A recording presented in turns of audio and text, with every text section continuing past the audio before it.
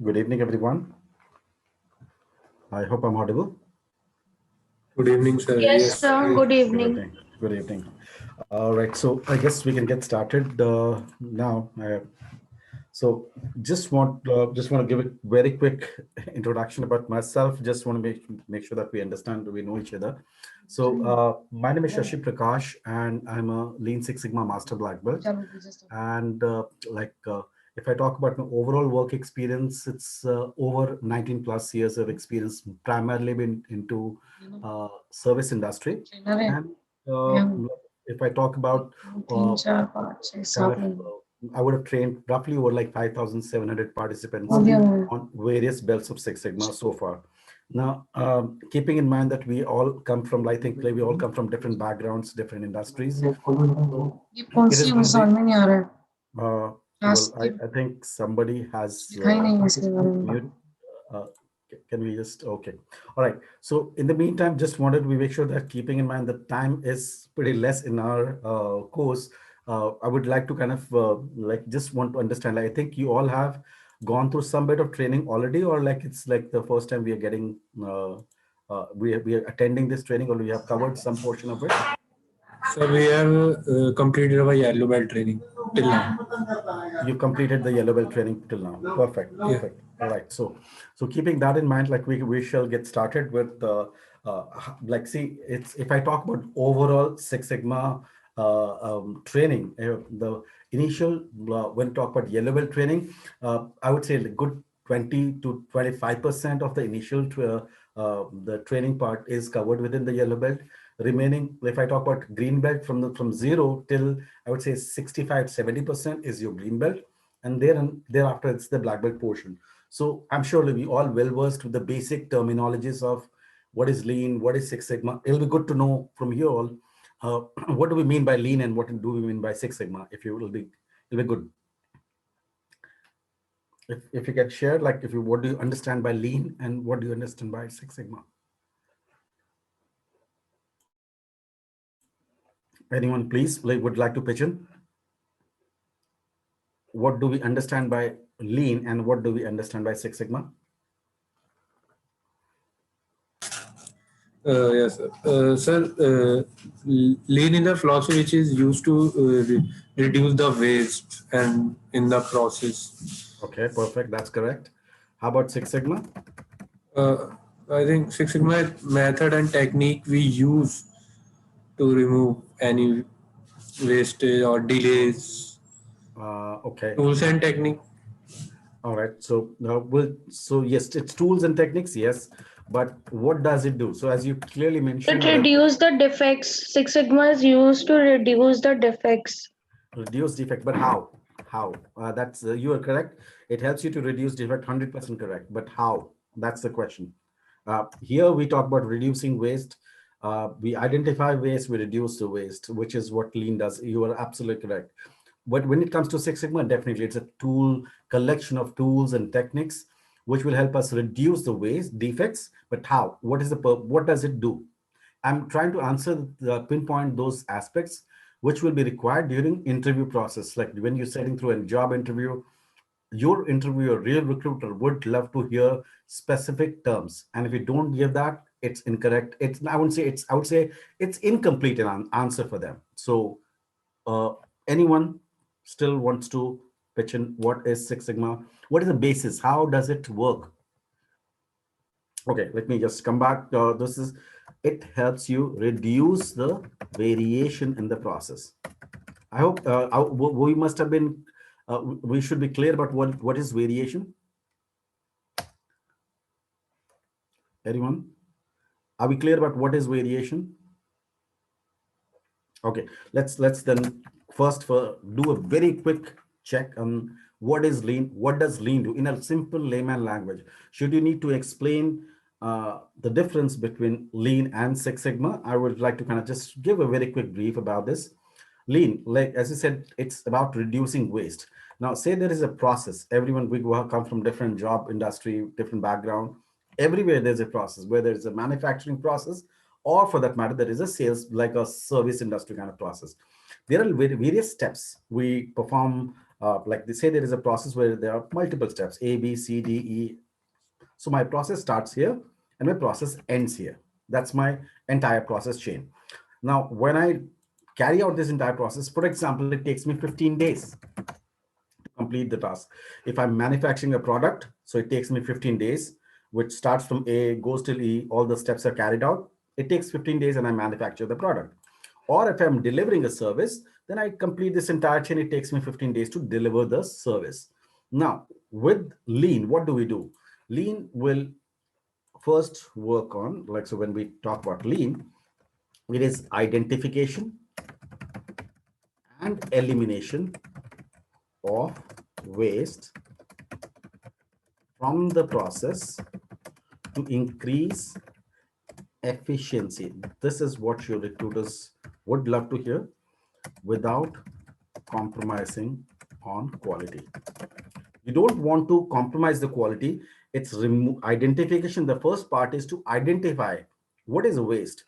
When would you call something as a waste?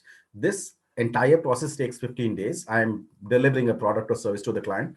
Now, I would start implementing lean. I will first need to identify what what is that when I call something as a waste. Step A, B, C, D, every step is being performed now.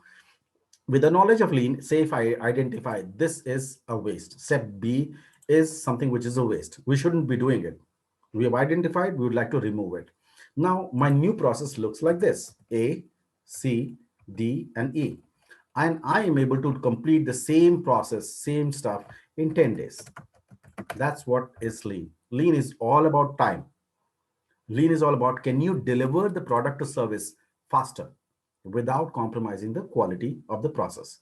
Whatever the client is getting, you should not compromise on that. So all in all, what we're looking at is identification and removing waste from the process, elimination of waste from the process, which will increase the efficiency. Your process efficiency has increased. Something which was taking 15 days, now it's just taking 10 days. So your process efficiency has increased. Efficiency in terms of what? Your cost.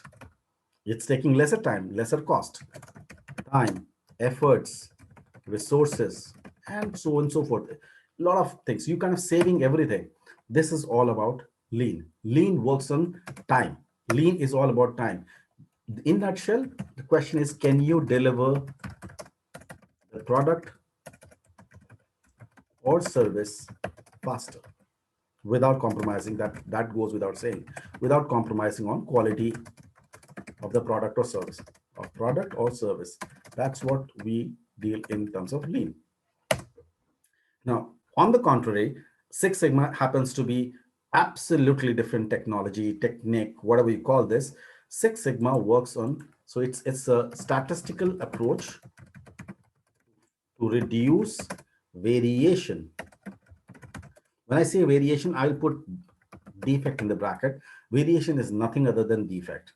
Reduce variation, statistical approach to reduce variation to increase effectiveness of the process.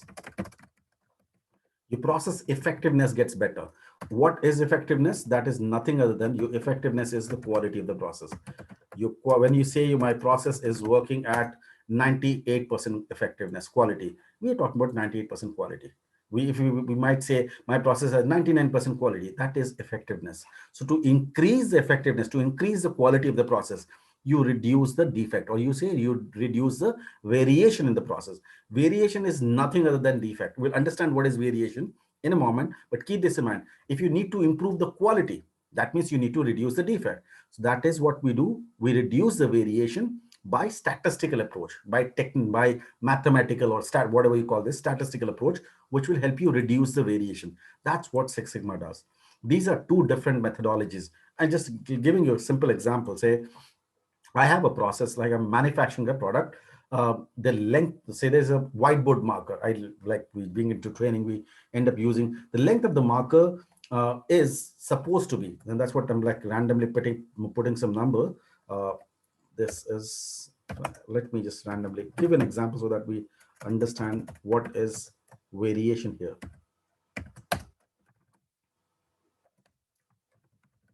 So all the markers that my client had a simple expectation that the markers that you need to manufacture should be 5.5 inches long. That was the expectation from the client.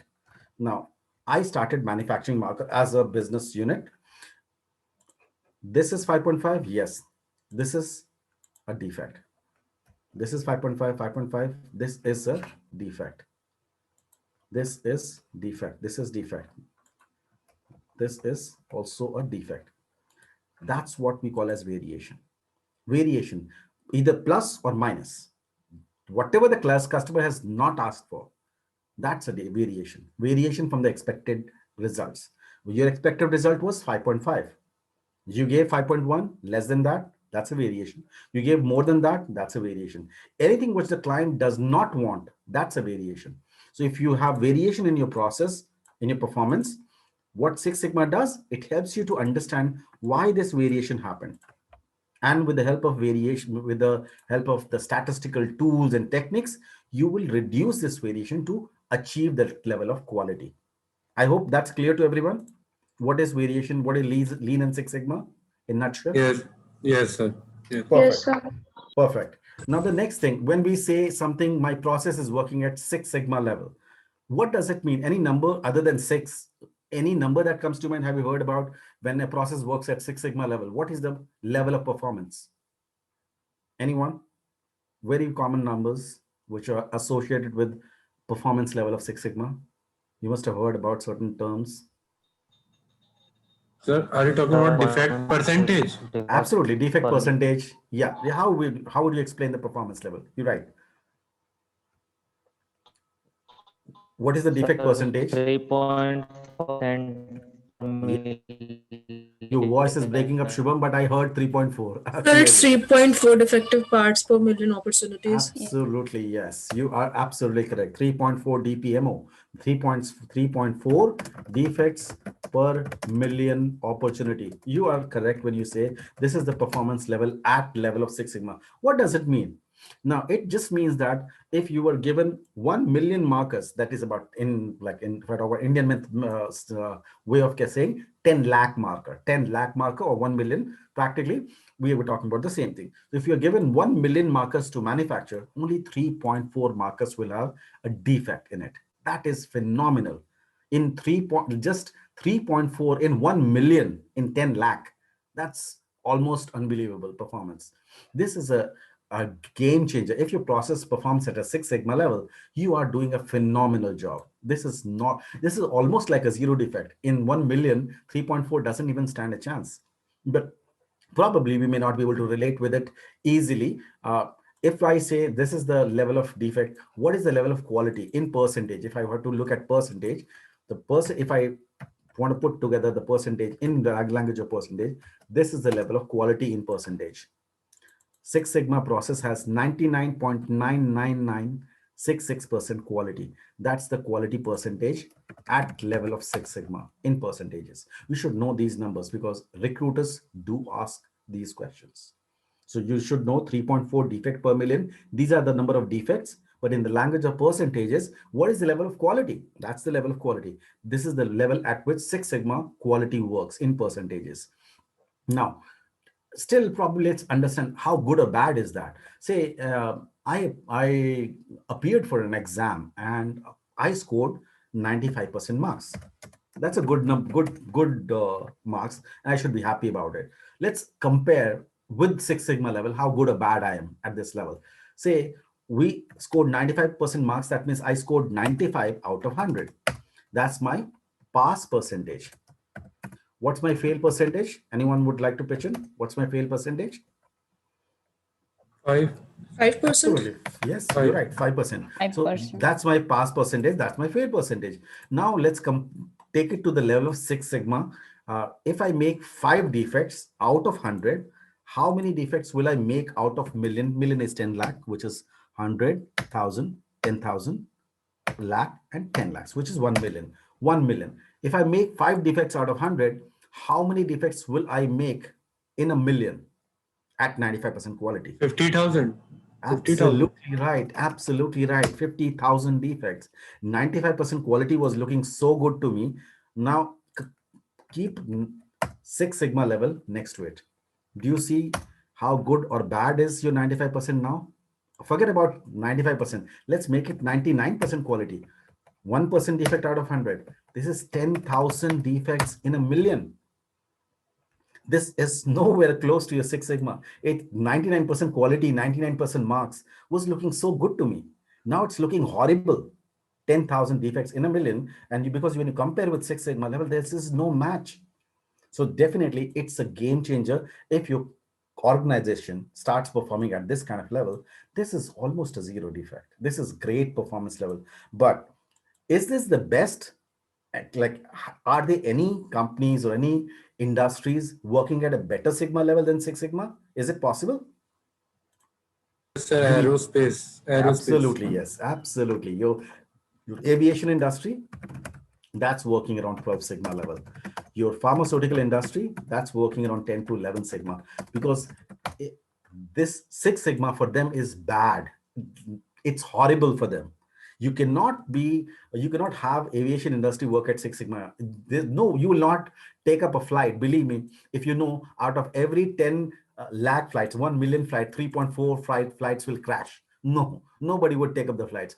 This is bad at aviation industry level. For pharmaceutical industry, like these now COVID vaccines have been made. Why there's so much of hue and cry? Because you cannot, because one medicine, one vaccine, which is going to be prepared, will impact so many million people. So you cannot afford a defect. These kind of defects are not acceptable in these kind of industry, because every single defect is a huge loss of people, life, money, a lot of things that will say. These are critical industries. For them, Six Sigma is too bad.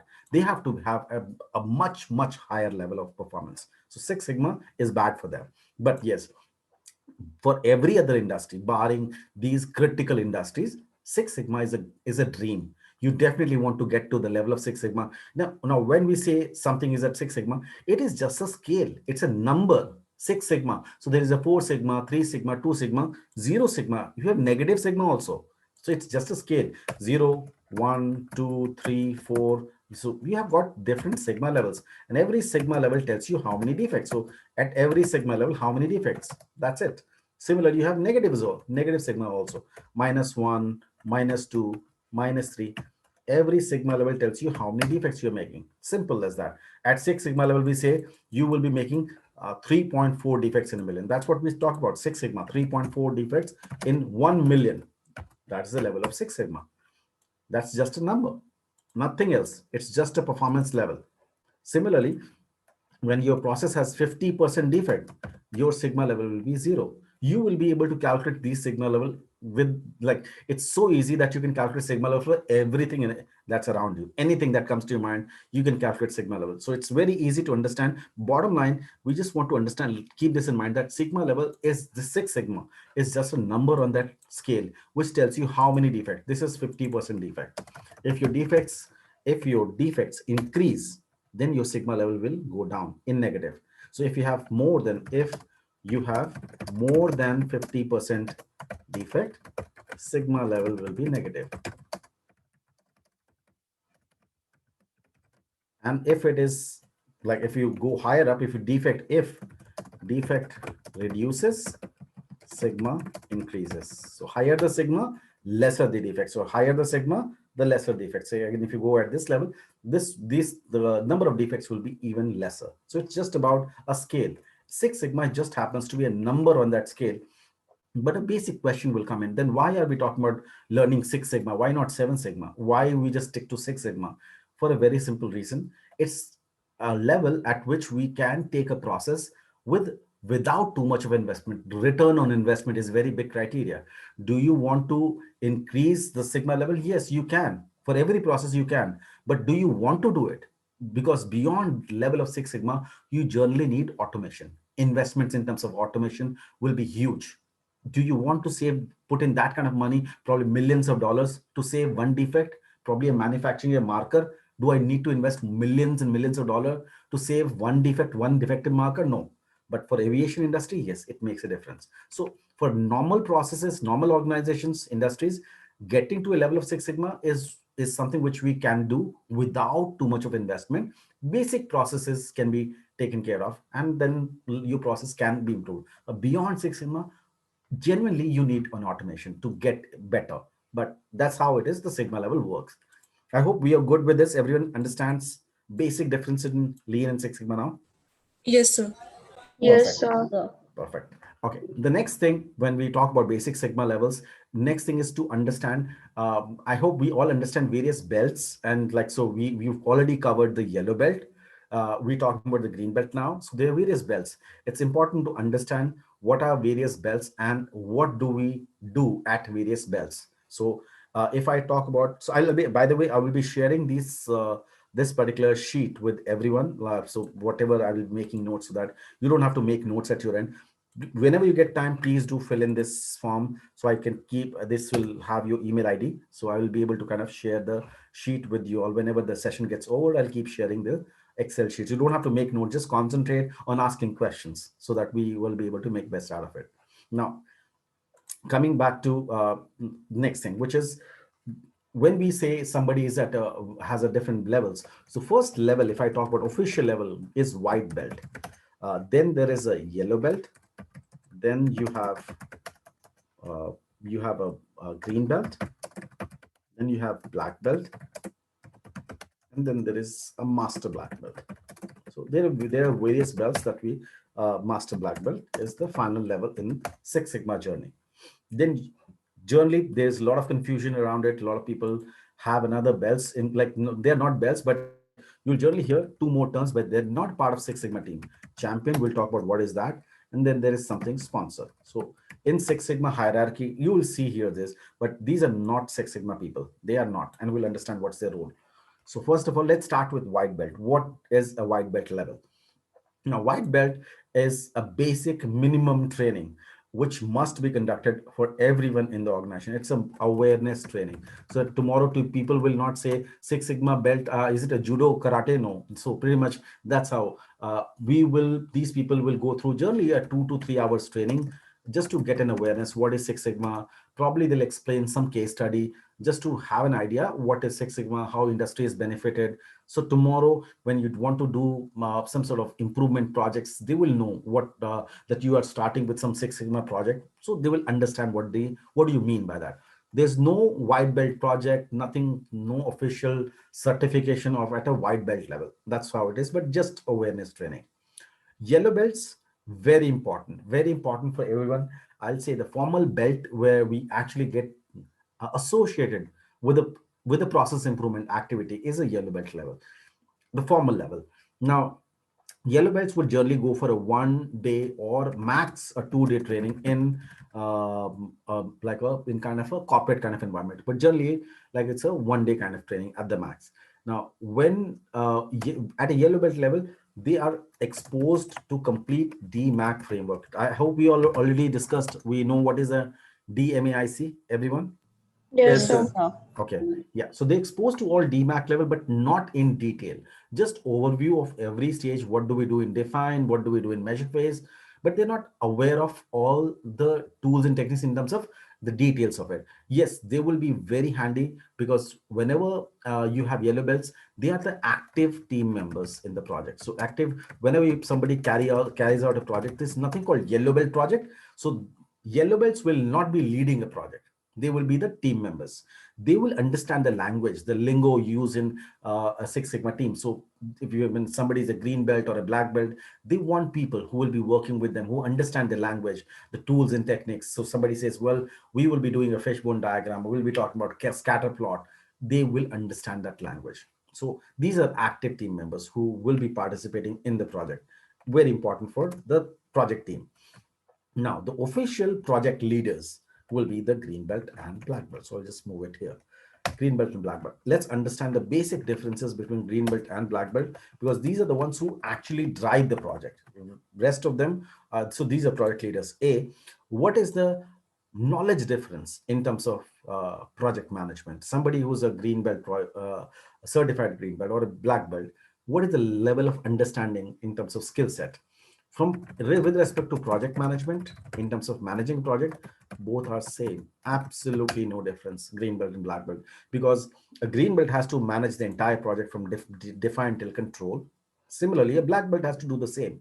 So there's no difference in the knowledge of project management. Yes, the great deal of difference comes when it comes to statistics, the data driven analysis. I'll say this is low to medium kind of exposure in green belt. In a black belt, this is medium to, I would say, extensive, the right word, extensive approach of statistics is used in a DMAP frame or in a black belt kind of thing. Somebody who becomes a green belt will not be 100% project resource. You will not be dedicated to projects 100% of the time. So these people generally work like industry wise. This is not hard coded, but industry wise, the basic normal the culture is 70% of the time you still do the same job what you were hired for. So you continue doing it. 30% of the time you are devoted to projects. So say you are into HR department. So you continue doing your 70% of HR job. 30% of the time you will be dedicated to some projects within HR department. So they work within the department. They don't work cross-functional. Their job is partially project based. These are 100% project resource. They are not attached to any department. They work cross-functional. Every department they will just jump in and then they will carry out the projects. So they are not kind of bounded by any kind of restrictions. When we talk about doing a green belt project, generally the life cycle of a green belt project would range anywhere between 3 to 6 months. And a black belt kind of projects will range somewhere between 9 to 12 months. Another differentiation, again, this is not a showstopper, like, but different companies have different rules. There's no hard-coded rule which says, but yeah, impact in terms of monetary impact, dollar impact. This like some company, like the companies like Genpact, GE, they use a criteria that when the project worth is less than $10 million, they will call it as a green belt. If it's more than $10 million, then it's a black belt project. But that's only with GE. Different companies can create their own customized definition because probably this may not be applicable for every company. So this is just specific to GE. Different companies have their own criteria for saying green belt. Ideally, the value is less here, the value is more here. So this is decided at organization level. There's no such definitive rule about this. That's a basic differentiation in a green belt and a black belt. Coming to master black belt. Now, an experienced black belt will become eligible for a master black belt. Now, what are the eligibility criteria? Generally, you should have done at least 15 to 20 different projects. You would have led the projects, minimum 15 to 20, cross-functional in various industries, domains. So you should have different kind of experience, a mixed experience, a diversified experience. So you become a knowledgeable guy. That's how it works. Plus, you should have minimum of 80 hours of training experience before you get into you become eligible for attempting a master black belt certification. Generally, these people will not be leading a project. They will be acting as a mentor or a guide to the entire team. So they'll be working with a green belt, they'll be working with the black belts to help them execute the project, show them, help them where they get stuck, because this guy has got some experience of doing projects in various departments, various industries. So they will act as a mentor. As a master black belt, you would be expected to, at one point in time, you would have minimum 10 to 12 projects at one point in time, which will be led by different people. Probably you'll have a mixed bag of some green belt projects, some black belt projects, which will be carried about by green belt and black belt. But the mentoring the guidance will be done by a master black belt. That's how it works. So your Six Sigma team ends here. That's the limit of Six Sigma team. So you don't have any more other domain levels. If you see something else other than this, trust, this is just marketing gimmicks. People have created more levels. I've heard about orange belts. I've heard about blue belts also nowadays. It's just about marketing gimmicks. People are creating more levels to make more money in the hierarchy. But again, logically, these are only the belts which are there. Now, what are the departments where they roll up to? So like we have HR, operations, finance, accounting, multiple departments. Six Sigma people, generally the name of the department is called Process Excellence Department, most common. Then there is Operational Excellence Department, which is also common. And then there's a Business Excellence Department. And there could be more name, but most common ones. So somebody who joins in an organization would generally be like getting into a department, which will be either called either of these. That's the name of the department they roll up to. Now, coming to champion and sponsors, like Now, champion is something like, we'll come to champion after sponsor. So sponsor is the one who is funding. That's the only role, funding of the project. That's it. They give money. So sponsor has no other vested interest in the project. They will give the money and get the project carried out. The most important part comes in here. This is the most critical person for us. So this person may or may not be Six Sigma professional, would have a knowledge of Six Sigma or may not have a knowledge of Six Sigma. So depending on that, you have to use your the choice of words, whether the person understands Six Sigma or not. So you don't want to speak in an alien language which this person does not understand. So that has to be kept in mind. So you should be able to explain things in percentages. Well, if you tell my process is working at 3.5 sigma, well, that doesn't make sense to me. Oh yeah, well, if you tell me my process quality is so and so percentage, that's when I understand. Depending on the kind of audience you're dealing with, you have to choose the right words. So champion may or may not be a Six Sigma professional who may have a knowledge or may not have a knowledge of Six Sigma also. Now, very critical person for us, generally, who is the champion? The head of department would generally be a champion, could be VP of the organization, could be a champion. So generally it's head of department, say somebody in operations team, the head of operations, probably HR VP, somebody who is the head of department will be the one. Now, the project success or failure is responsibility of champion. This person will get required resources. So Six Sigma team will be very much constantly in touch with this champion, and expectations will be set. The project review, so review, approval, denial, everything will be done by the champion. This person will be the most critical person. You will tell this person what we need for the project in terms of money, resources, people, everything. This person will get the required information, like required stuff, and wherever the funding is required, this person will coordinate with sponsor to get. Ultimately, he has to answer to the sponsor what has happened with that money, what have you done. If you wanted the money for the project, what is the ROI, what is the benefit of the project. So that answering will be done by champion, but hence there will be a lot of questioning done by the champion on the project success. So a lot of meetings, discussions will happen with the champion from understanding sake. So that's more of the hierarchy of a Six Sigma culture. Like, but these they're not a part of Six Sigma team. Never put them as a part of Six Sigma belts or hierarchy. They are not. But yes, this is a chain. Like all the people are associated in the project kind of thing. Are we okay with this so far? The belts. Yes, Yes, yes, sir. sir. Okay. Okay. Perfect. Now, pretty much the next thing I would definitely want to understand, do we implement Six Sigma in any business problem, or do we have some sort of due diligence to be done before we decide, let's do a Six Sigma project? Or do we, if we have a business problem, we can straight away go and implement a Six Sigma project there? Just a basic question. Sir, I think we can apply it in either of the situation. Like Okay. if already a project, any project exists, then we can use it for like analyzing it and for its improvement. Mhm. And if there's not, then we can use it to create a new project on the basis of using the tools of Six Sigma or Okay, something. perfect. So I'm talking about doing a complete project. You can use this as bits and pieces. You have knowledge of various tools and techniques. You can definitely use that to implement it. But keep this in mind, you should not be using Six Sigma as your first choice. It should always be your last choice. And that's why, because Six Sigma projects will require some bit of investment, time, resource. That has to be done, chosen as a very, very selective project. Not for every problem. You can't be using Six Sigma because there will be a lot of things which do not require a Six Sigma thing. So let's understand, when do we use a Six Sigma project? What is the criteria for selecting that yes, let's do a Six Sigma project for this? Let me quickly give you a quick introduction here. So let's by the way, like I'll be sharing all these slides that we have. Like I'm just trying to quickly run through this.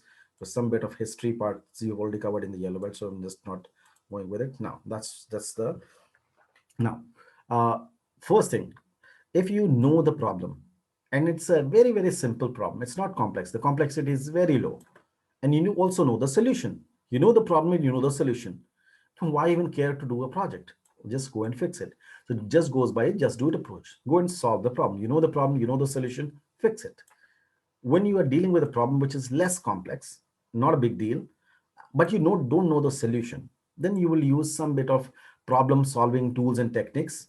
With that help, you should be able to solve the project, solve the problem. You don't need to do a complete project. You can use the tools and techniques and solve it. Don't go full throttle with the entire project for everything. That's not required. It's a small problem, not a big deal. Just get it done. When you're dealing with a highly complex, very technical, very highly complex problem, but you always know the solution. So simply use lean methodology.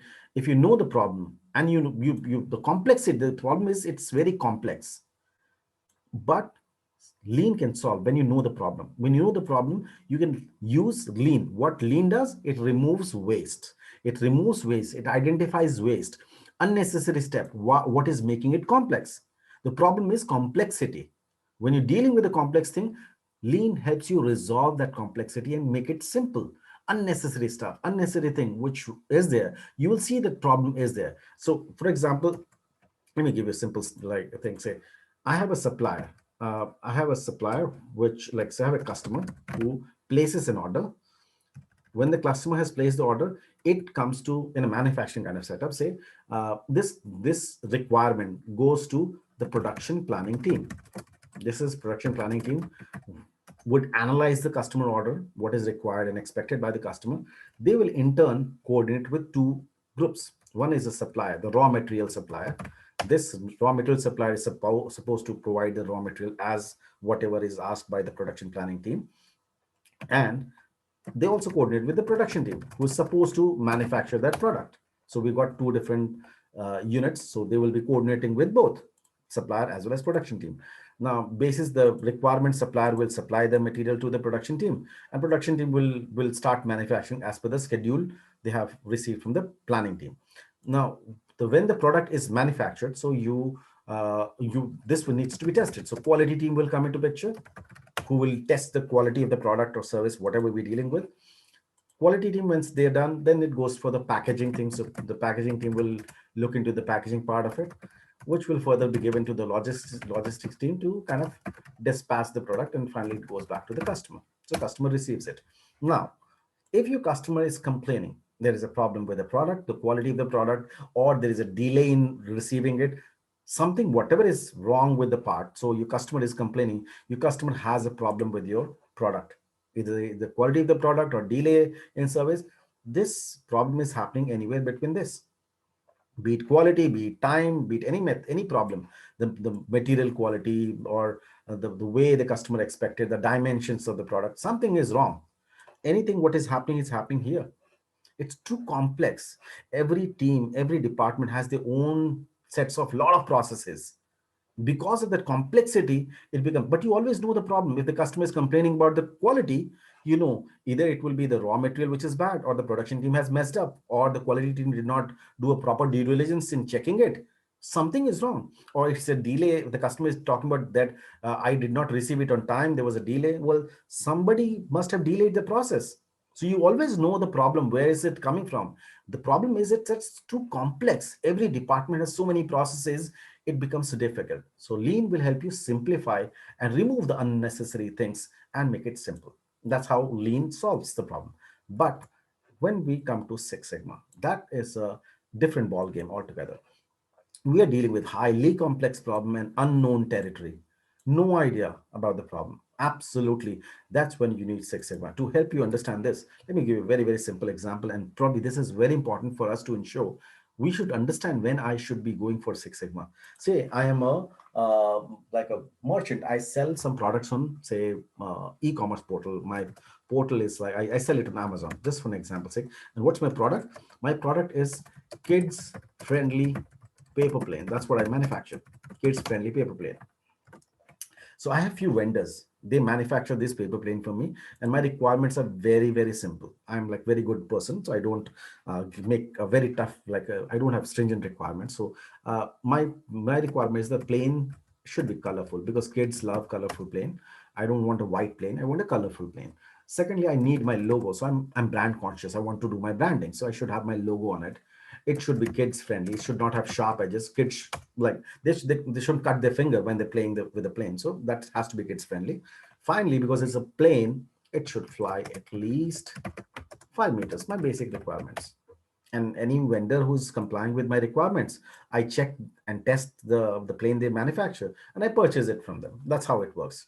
Say there is a vendor for whom I start rejecting the paper plane. This is bad because it's not colorful. Do you think the vendor needs to do a Six Sigma project for this? Is No, there any? sir. No. No, sir. No, So they sir. have to do bidding, I think. Sir, they need to identify the problem. If the Yeah, problem is identified, then we don't need to do the Six Sigma. You can absolutely. probably, Yes, yes, sir. sir. Thanks. Yeah. So you have a straightforward problem. The customer is telling you have a color issue. You're not giving me a colorful plane. Problem is known. Go and fix it. Simple problem, simple solution. You know the problem. Why even care for doing a project? It doesn't have my logo. Put the logo. What's the big deal? It's not kids friendly. I can touch the plane. It's sharp. Make it blunt. I can't let kids play with this plane. You can see the problem. You can see the like it's there. You have a problem. You have a solution. I have tried to fly that plane at least 15, 20 times. Sometimes it flies 1 meter, sometimes 1.5 meters, 2 meters. It's not flying 5 meters. Is it a simple problem or a complex problem? Sir, it is a bit a complex Complex. problem because it's a Absolutely, yes. production or quality. Yes, sir. Absolutely. So, what can be the possible reasons why my plane is not flying 5 meters? Possible reasons? So maybe the structure of the plane Yeah, aerodynamics. So or the aerodynamics, quality the of the design. product, Yeah, maybe. yes. The quality of paper. Battery problem or Okay, say let's put in battery problem. What else? Probably the force at which I'm trying to fly the plane, whether it's indoor or outdoor. The person who is flying the plane, is the person trained or not? The speed and height or something. Yeah, speed and height, absolutely. So now, say we can list and we can sit down and we get into technical details. This list can go on and on, but just for now, within a couple of minutes, we have been able to figure out, say, 8 different problems. And if we sit down and get into technical, get somebody who's really technical, this list could go up to 20 easily. Now, where do I start? My plane, I've tried 15, 20 times. It's not flying 5 meters. Do I start? Which one should I be fixing in this case? Which one should I be working on? Any specific problem that I should kind of use to solve the problem? There is a problem. Yes, my plane is not flying 5 meters. Which one should I be working on? So there's another solution that we can find out a plane who is flying 5 meters. So we can compare our product from that Okay, and find so out the issue. Because in these problems, if it go one by one, it takes a lot of time, absolutely resources yes. as well. I completely buy your point, Bhavna. So you're making sense. Yes, why even try to fix something which is not even broken? See, practically, is aerodynamics, the design of the plane, is that a possible problem? Yes, definitely. Why Yes, it not? is. But is it the one in problem in my plane? I don't know. This could be a possible reason. Is the quality? Definitely it could be, but I don't know whether it's there or not. So these are all possible reasons. I don't know where to start. You know the problem, you always have a solution. Every organization, every company has technical experts who have tons of experience, who have got their technical education degree in that particular field. You tell them the problem, the very next minute you have a solution. Now, the problem here is which problem would I be like, which problem do I want them to work on? You don't have a problem to tell. You can't work on, say, if you got 20 different problems here, you can't start working on 20 problems because not all of them are your problem. Some of them is, but I don't know which ones. Is aerodynamics the problem? I don't know. It could be, yes. The force could be problem. That person could be problem. The speed, height, everything is a possible reason, but I don't know which one. So if I don't know the problem, what solution I will be designing? Nothing. And that's where Six Sigma steps in. When you Yes. have ambiguity, you have a unclear thing. Everything could be possible problem. I have no line of sight where to start. So when Six Sigma steps in, with the help of statistical tools and techniques, we will exactly know which ones out of these is the real reason why the plane is not flying 5 meters. Exactly, we'll know which ones and how much each one of them is impacting the flight. If you tell this information to your uh, process owners, that subject matter experts, they'll solve this problem for you. You just need to know what is the real problem. You know the problem, and you also know how much is that impacting 20%, 30%. One problem is contributing 50%. You have that problem, you have the impact also. Just go and give it to your process owners. You take a backseat, your process owner, subject matter experts will solve it for you. The only thing is where we have no line of sight where to start. That's when Six Sigma steps in. So unless and until you have such a situation, never go full throttle with DMAIC. DMAIC is going to be an expensive, costly affair. But yes, you use DMAIC as your last choice because you know for sure you will solve that. But that has to be chosen very like judiciously. You have to be very, very careful because again, you don't want to be investing money of organization. So tomorrow, people should not come back and question the integrity of the process, that because you know something called Six Sigma, you've been kind of applying it on everything. No, that's wrong. And this is what happened historically also when General Electric started with Six Sigma. Everyone started using Six Sigma in every problem. Well, that's when Jack Welch came back and redefined the definition of implementing Six Sigma. When would you be allowed to implement Six Sigma? There are a lot of criteria you have to pass before you go ahead and implement Six Sigma. So this is one of the first and foremost criteria where you have to do this due diligence. Unless and until you have an unknown territory, there is no point in doing Six Sigma.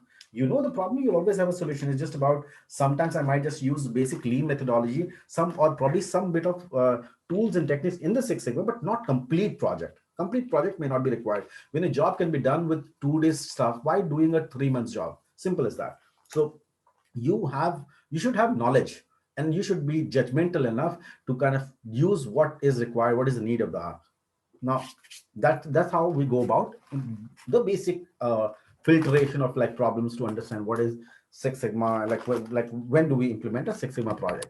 Now that's more about the basic introduction about lean Six Sigma. I hope we are good as of now. Are we good with it, everyone? Yes, sir. Yes, sir. Yes, sir. Yes, Perfect. Perfect. Going back to the first phase, which is what we will be dealing with, is define phase.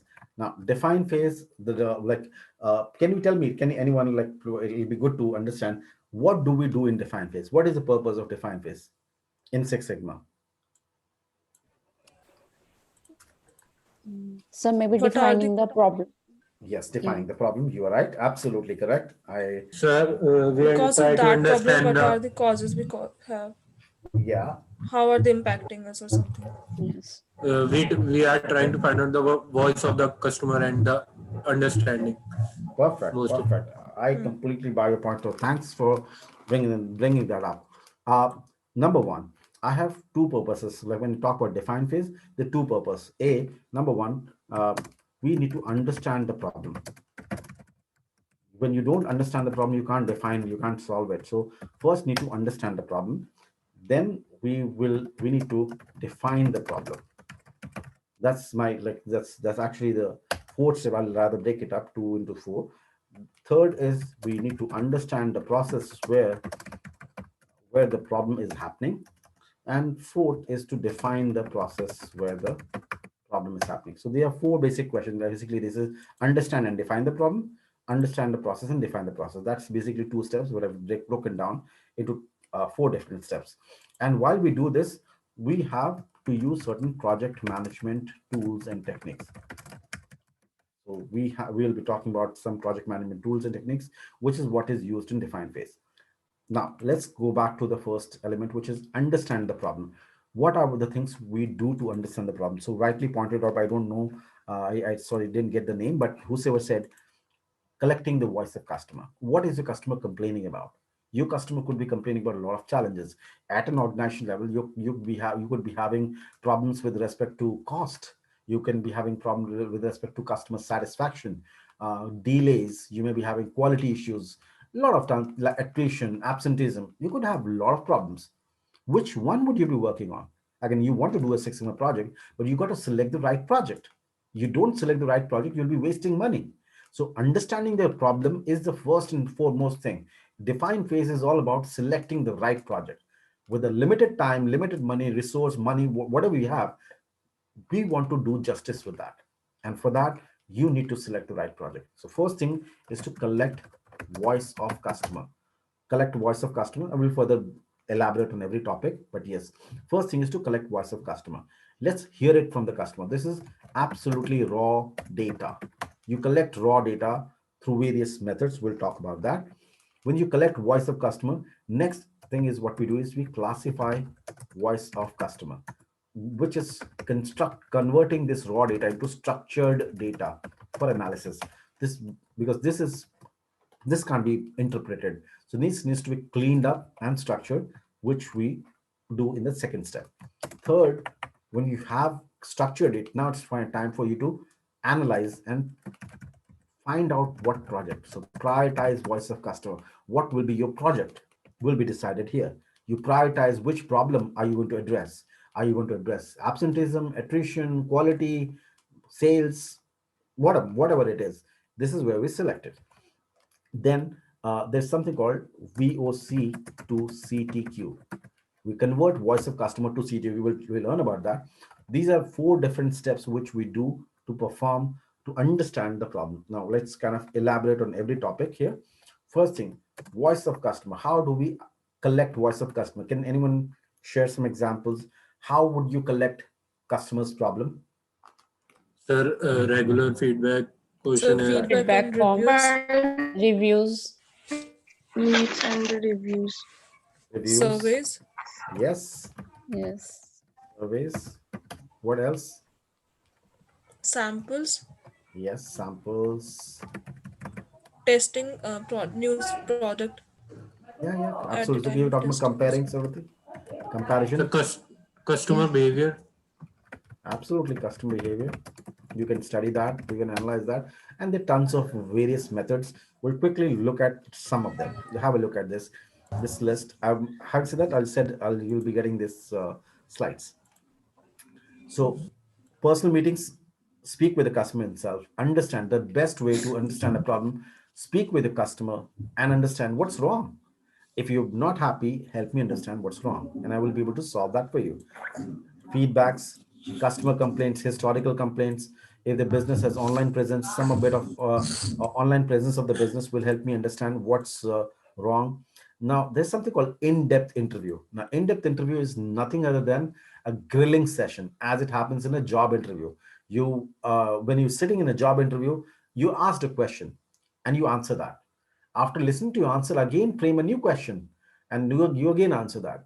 Again, after listening to your question, answer, again frame a new question out of it. Now it's like going on and on with the same customer, asking the same question in multiple different ways to get down to the bottom of it. It's like an interrogation round, as like somebody has committed a crime and you asking the same question in multiple ways.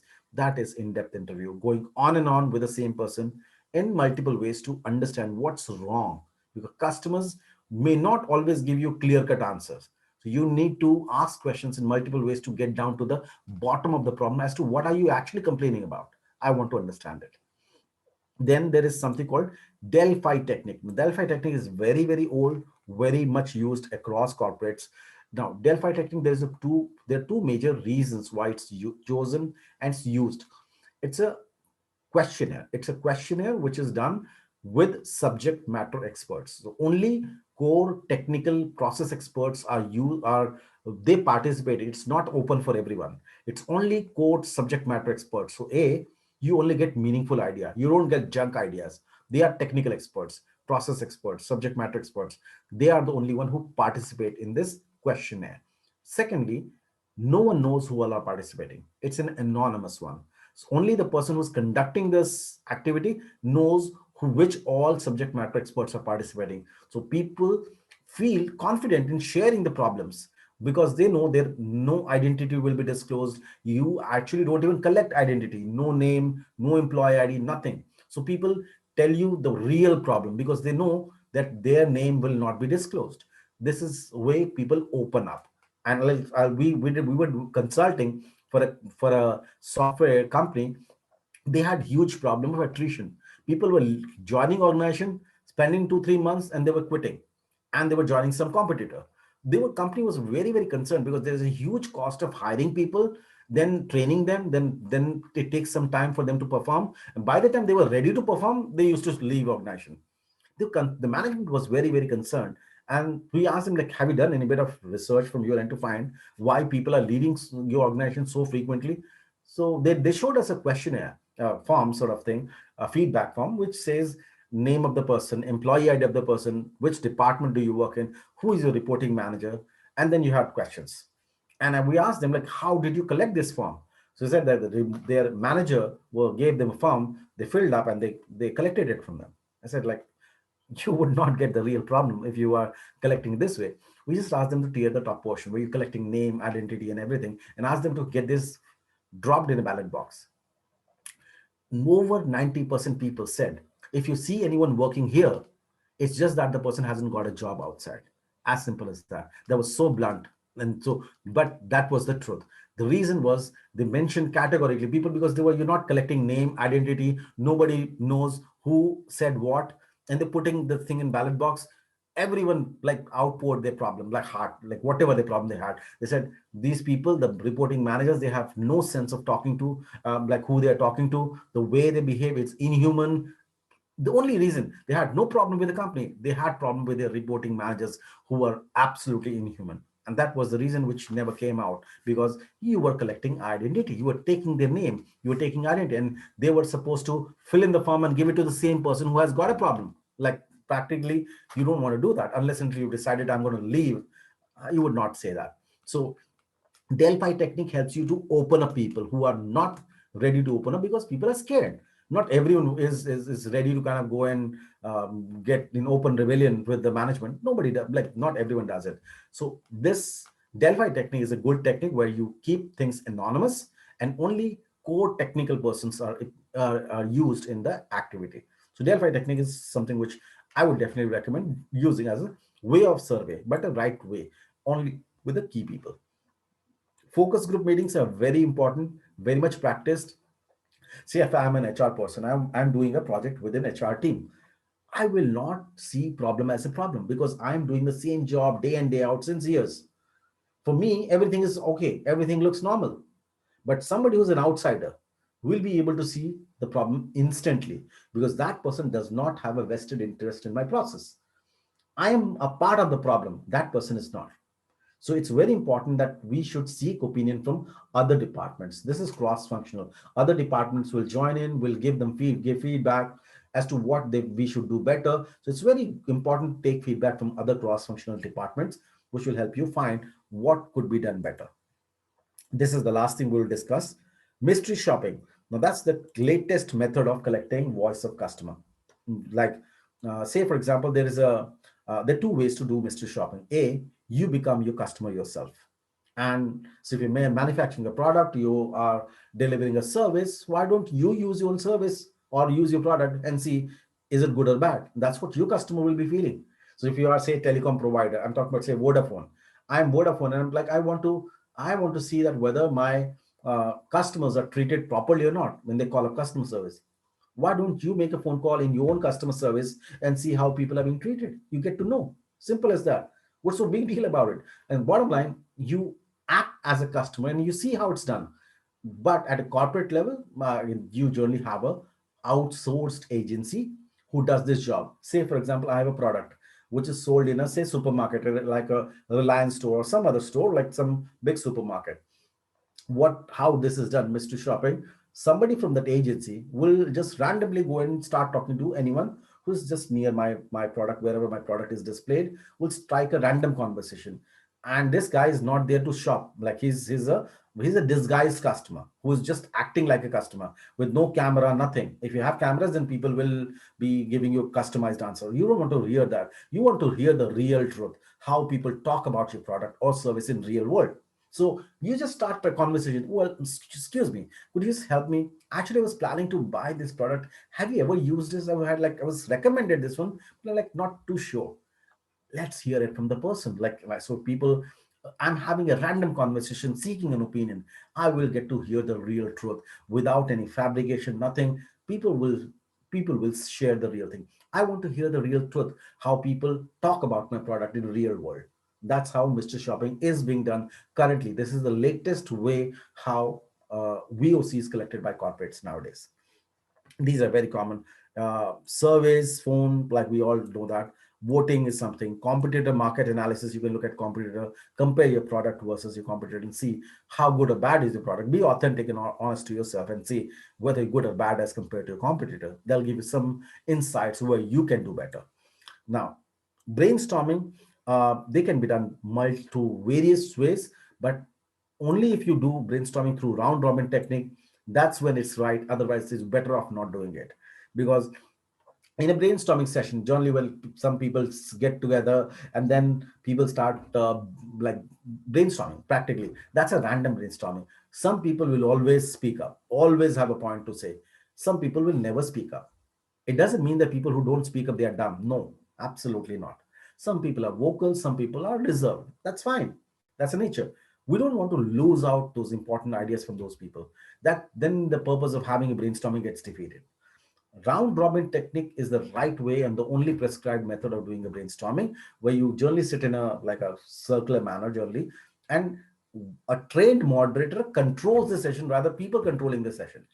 So you go one person at a time and you ask for an idea. And even if you have 10 ideas, I will listen to one. That's it. I'll go to the next person. Again, one more idea. Third person, fourth person, fifth person. Again, I'm done with all the 5 people. I could go back to the first person again. One person at a time, one idea at a time. And this cycle will go on and on till everyone is done. That's when I'm covering everyone. You're not letting people take charge of that session. A trained moderator must control this session to bring the best out of this. Otherwise, you will lose the essence, because some people will never speak up and you will lose this essence. I will definitely explain the Delphi technique again once again. So Delphi technique is there are two reasons. A, you have the subject matter expert. So here we say, when we talk about Delphi technique, oops. So two reasons why we use Delphi technique. One is for it's only the subject matter expert. So it's not open for all. Only subject matter experts are participate. And second, it's anonymous. Nobody knows who all are participating. So all say they have 10 people who are participating. Nobody has an idea who all is participating apart from this. So it's anonymous and subject matter experts are participate. It's a questionnaire. It's a repeated round of questionnaire, which will be repeated, which will be circulated among those people, but nobody has an idea. Even the person who's conducting this Delphi technique, that person does not know who shared what, because you don't even collect that information. Yes, that person knows who all are participating, but only that person knows who all are participating. But even that person doesn't know what was shared by which person. That's how it is. Delphi technique. Is it clear, Shubham? Is it okay? Yes, sir. Okay, perfect. Now, we left with facilitated workshop. That's the last activity you should be doing. This is more of a planned thing. So here is the time when you set up some PowerPoint presentations, get ready for management and interaction. So we call for a meeting with a champion. We talked about champion. Yes, that's the time you call for a champion to come in, join the session. Your stakeholders, head of department, all those people, relevant high management people, you call them for a meeting. That's when you go back and tell them, and some PowerPoint slide, which would say, one slide talks about you did this activity, you looked at online reviews, you got some problem. You did Delphi technique, you got some problem. You did focus group meeting, you got some problem. So one slide for every type of source. What was the source? What was the problem? What was the source? What are the problems you collected? So you want to give a clear line of sight to the management that, yes, we did a bit of research to find the right problems. I'm not messing around with your money. I care for your money. So we are following all protocols to find and select the right project to do right justice to your money and the time and resources, whatever you will be giving in the project. So we're not just picking any arbitrary problem. That's not the case. So, and finally, when we have given them the sort of a summarized version of what we have done so far, you would seek an opinion from them. Do you have anything to add on? That's the purpose. Facilitated workshop is a planned workshop where you do with higher management, good 10-15 minutes max, but you present what you have done and you seek their opinion. They are like managing business, so they have a bigger vision. They will be able to share certain things which may not be shared by the ground level staff or mid management. They have a broader vision, so they will be able to share some more insights, add more insights, even if they don't do You've done your job. You've shared what you have done. It's from project management perspective, this comes under stakeholder management. You must manage and control your stakeholders. It's always said first impression is the last impression. That's what you're doing here. You want to come across to your management as a very seasoned person who knows the tricks of the trade, the process, the protocols of doing the project the right way, not just any random project. So this is more about expectation management, building that rapport with the management, because if you have the confidence from your management in the very beginning of the project, your project is bound to be successful. It's very important that your stakeholder buy-in has to be there in the project. That's what we must do this as a last activity. Once you've done your homework already, you go for the presentation. Once you've done with this, that's when we move on to the next thing. Now you've got tons of raw data, which is not useful for you right now because there are a lot of VOCs, a lot of chats, a lot of stuff has come. You need to clean that up, structure the data. To structure the data, we use something called affinity diagram. Affinity basic literal meaning is love or affection. Same, that's what we do. In affinity diagram, what we do is we group together same or similar. So the purpose, there are three purposes of doing an affinity diagram. A, you group together, group same or similar problems together. So same or similar problems are put together in one group. That will help you ensure that you can look at the meaningful, like you get to know where are the major, what kind of problems are coming. So you put together all this will help you remove the duplicate problems. So you are ready with only the unique list of problems from which you can select the project. So you're just cleaning up the mess. Say, let's just an example of it. Just have a look at this. Say this is an affinity diagram. This is like all the problems with, this is some restaurant kind of thing where all kitchen related problems were put together. All the customers, whatever the customers have complained about, you put together all kitchen related problems in one go. So whatever chits, whatever problems you collected, you put together all same or similar, all delivery related problems are put together in one group. Anything which is delivery related, anything which is HR related, we put together. Any new initiative related, call center related. Bottom line, what you do is you create logical groups. You put together problems which are of same or similar nature in one logical group. You name the group whatever you like initially, and you can revise things later on. But yes, you get going with a list of problems. You pick up a chit and see, can I put this into and what group does it fall into? You could name a group, and then you put together, you pick up another sheet and see, okay, say for example, or one problem came in for delivery related. Can I put it in kitchen? No, now I have to open up a new category called delivery. So you put this particular problem here again. So you pick up another sheet, you find, okay, it's HR related problem. I can't put it under kitchen, I can't put it under delivery, so I have to open up a new category called HR. So you opened up in a new category called HR. Say you picked up another sheet, and now this was regarding kitchen related. Okay, we put this back into kitchen. So that's how it works. So you pick up one problem at a time, and you kind of, with the entire team sitting together, you kind of create a logical group. So you kind of taken away all the duplicate ones. You have all unique problems with you, and pretty much it's, I know what kind of problems are more frequent in terms of the customer. Is it clear to everyone how affinity works? Yes, sir. Yes. Yes. Perfect. Yes, Perfect. sir. Perfect.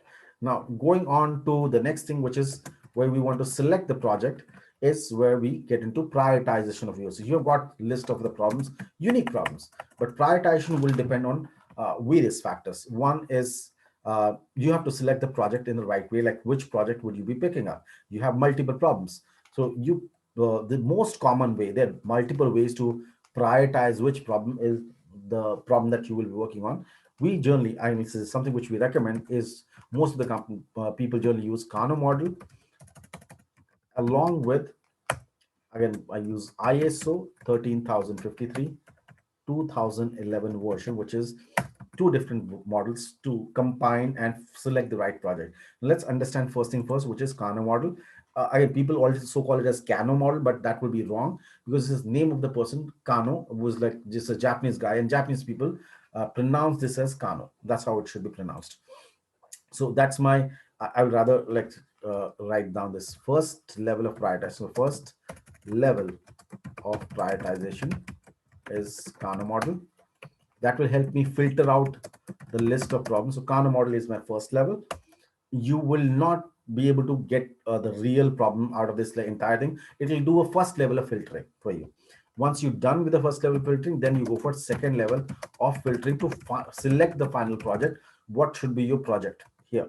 So this will be done by ISO 13053. This is ISO standard of Six Sigma. Six Sigma ISO standard is this one. It tells you how a project needs to be prioritized. As a Lean Six Sigma project, how do you need to prioritize is explained by this ISO standard. This is the standard for Six Sigma itself. So let's understand what is Kana model first. Now, Kana model, it's the first level. That's something which we use. Now, first thing first, let's have a look at what it means. What do we do with this Kana model? This x-axis, have a look at this x, this one, this horizontal x-axis, this one. It is the axis for functionality of your product or service. Whatever product or service you're dealing with, it is the functionality of it. Let's take an example of a cell phone. So if I have a cell phone and if I have, I put my cell phone here, that means the phone has zero features, absolutely zero features. If I add some, say 20, some features, say 25% features, the phone moves on the right. Here it's 25% features are added. I add more features, the phone becomes 50% functional. Phone comes here. If I add more features, it becomes 75% functional. The phone is here. Here the phone is fully functional. So as I move from left to right, I am adding functionality, my product or service, whatever I'm dealing in, it's becoming functional. It's becoming functional. Here it is not working. It is 50% working. It is 100% working. So functionality is my x-axis. Coming to the other axis, which is this is about customers satisfaction axis. Here the customer satisfaction is zero, absolutely irritated, absolutely annoyed, unhappy. As I go up, my satisfaction gets better as a customer. Here I become neutral, neither happy nor unhappy, sort of undecisive, midway. But as I go up, my satisfaction gets better, better, better. I become happy and excellent. Like this is where I become delighted, absolutely thrilled. So this is absolutely dissatisfied, complaining. This is where customer is really happy, full of praises. This is midway, neutral, and undecisive. But the Kana model is all about these three curves. This curve, and this curve, the three curves. So let's understand what is the meaning of each and every curve and how does it help me to prioritize the problem. That's how, first thing first, let's talk about this curve. This curve, we'll just rather make some notes so that we can all keep that handy. Okay. So first of all, Kana model. The first curve is called basic or minimum requirement curve, or you say must be curve. So these are basic requirements. Basic curve, minimum requirement curve, whatever you call this is the curve. Now what do we do with this curve? All the features of your product or service will be put into this curve, which are minimum requirements of your product. If absence or because of absence of any feature, your product or service fails, it's a minimum requirement. Any feature of your product or service, whatever you're dealing with, if it's not there, then your product will fail, your service will fail. Then it's a minimum requirement. It must be there. You don't have that feature, you will be out of market. Like if we talk about cell phone, say somebody comes and says, I want to buy a cell phone. I step into a showroom and then this guy walks up to me, sir, you have got an amazing phone, just recently launched. It has got 100 megapixel camera, 30 days of battery backup and everything unimaginable. So just there's one problem. You can't make a phone call from that phone. You can't send an SMS. Well, I won't call that as a phone any longer. Bottom line, this is a minimum feature. You should be able to make a phone call. You should be able to send an SMS. If that's not there, your product will fail. So if your customers are complaining about something which is bare minimum requirement, which must be there, then you have a serious problem. If that feature is not taken care of, then you will be out of market. Forget about being market leader. You will be out of market. So you must filter out the list of problems that you got Is there anything which is minimum requirement of your product or service? If you have any customer complaining about those minimum requirement, you are done.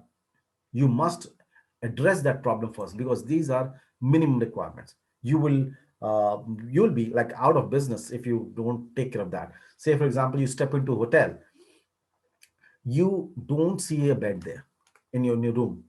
Would you not be annoyed? Absolutely. What kind of what kind of room have you given you? There's no bed. So bottom line, that's a minimum requirement. But keep this in mind, these are thankless. These are thankless features. Customers will never notice them if they are present.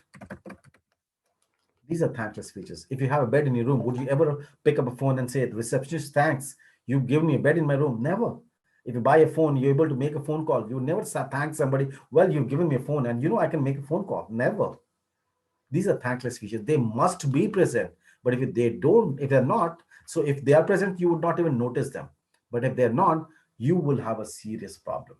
So these are basic features. So you got to look at the list of the problems, whatever problems you regrouped here. Is there anything which can be categorized as minimum requirement, beyond which, again, if you don't have that, your product or service will fail? Then you must put those features on this curve. So all those features which are minimum requirements must be put on this curve. Coming to this curve, which is the diagonal one, this curve is called competitive curve. This is also known as performance curve, one directional curve, or you can say unidirectional curve, multiple names to it. This is directly proportional to customer satisfaction. If you have the feature, customers will be happy, else not. So this is directly proportional. Say you have an extraordinary feature in your product or service. If you have that, then your customers will be happy. If not, the customers will be dissatisfied. Like if I go back to this curve, and if you don't have the feature, the customer satisfaction falls on this curve. Satisfaction is low. If you add some features like this, it falls on this curve. Satisfaction increases a little higher. If you add more features, it falls on this curve. Customer becomes happy. Add more features, of this customers become happy. Or add all the features, desired features for the customer will be super happy. These are directly proportional to these are desires of the customer, whatever the customer is looking for. If your product or service has those features, your customer will be really satisfied. So if you have less of them, the customer will be less happy. If you have more of them, the customer will be more happier. So you got to look at all those features which are desired by the customer, and if you have them or not. If your customers are complaining about such features, so this is what falls into competitive requirements. Competitive, where you compete with your competitors. Whenever you say you want to buy a phone, what are the features would you be comparing on? You would be compared on camera quality, battery backup, screen size, all that stuff. That's what we will be comparing a cell phone in case.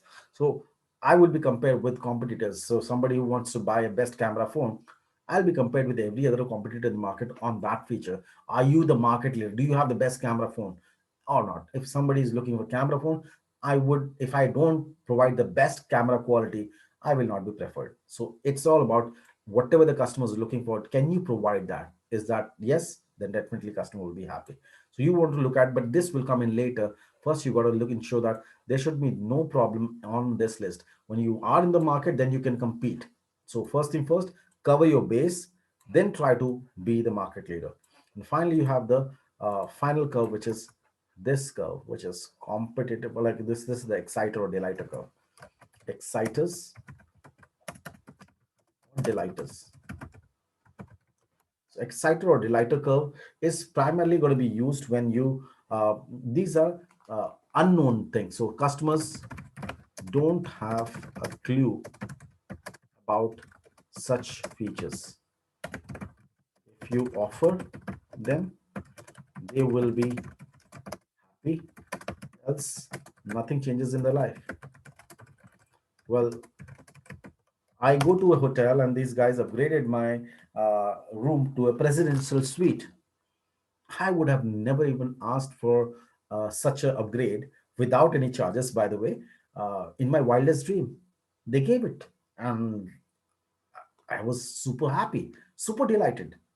I had no clue that even such a thing is also possible. I would have never asked for it. So bottom line, you customers have no clue about such thing, but if you offer them, they will be really, really happy.